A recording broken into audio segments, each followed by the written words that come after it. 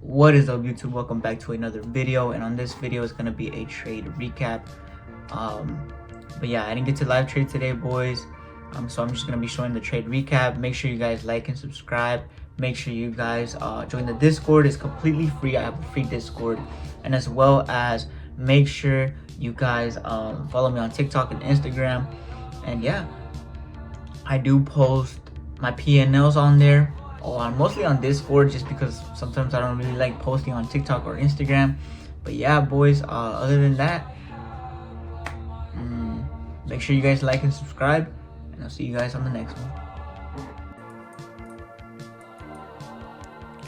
Alright, boys, so let's go ahead and get started. This is going to be the trade recap on today's trade. This is going to be on gold, right? So if you guys are confused about the symbol, this is going to be the 1 ounce gold futures. This is basically for smaller accounts.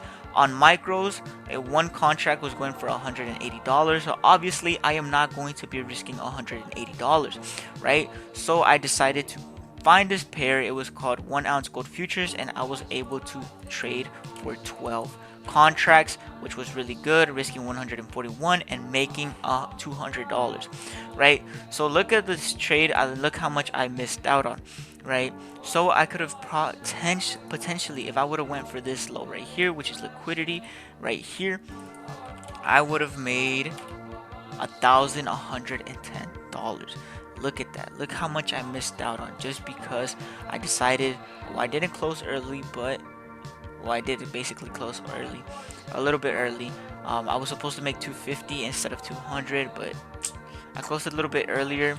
But that's the reason why I need to get better at holding my trades and mature as a trader mentally.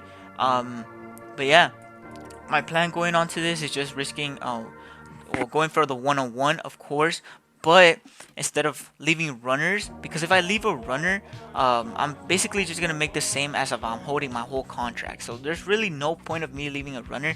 And so yeah, I decided to just, let's say I'm risking $150, I am going to just go for $100 more, right? Because those $100 are gonna keep adding up and more and more. So if I win 3 times, I'm already up $300 just by adding the $100 on each trade.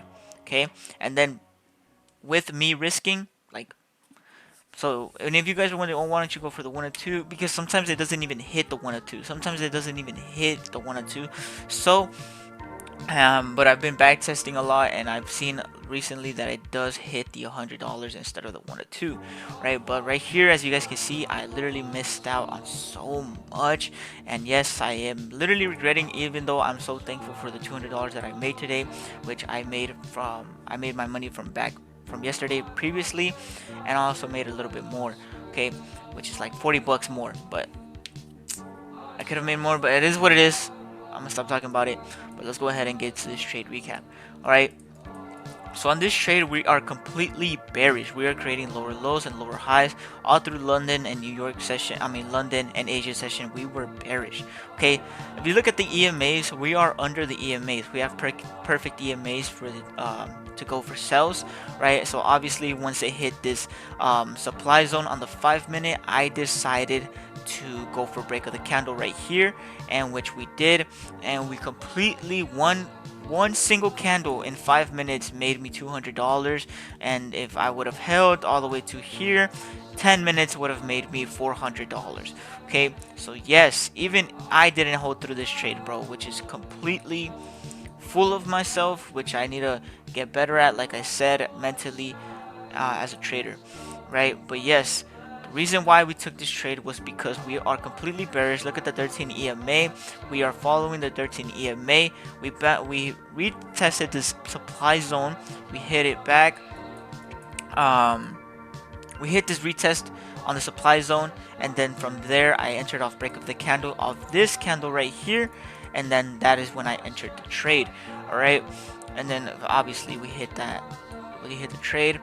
But look, if you go to the higher time frames, we are completely bearish as well. On the 4-hour, the 1-hour, look, we are completely bearish. There is no sign for us to go bullish. Like, yes, there was right here, I think it was this one. There was a counter trend. No, it wasn't this one, my bad.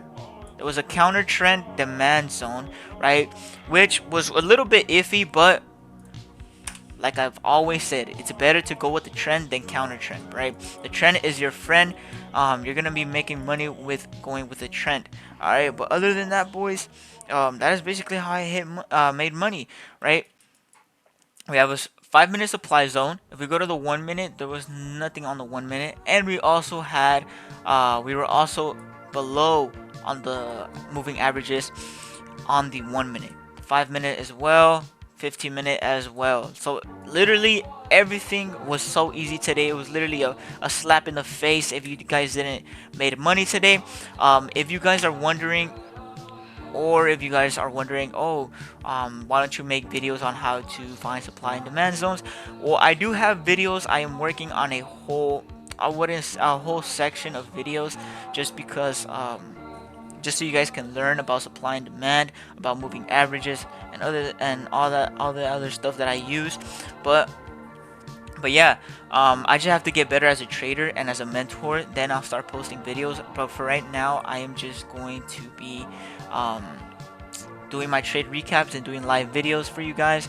But yeah, other than that, boys, that is going to be it for this video. And make sure you guys like and subscribe. And I'll see you guys on the next one. Se mete lo de las capu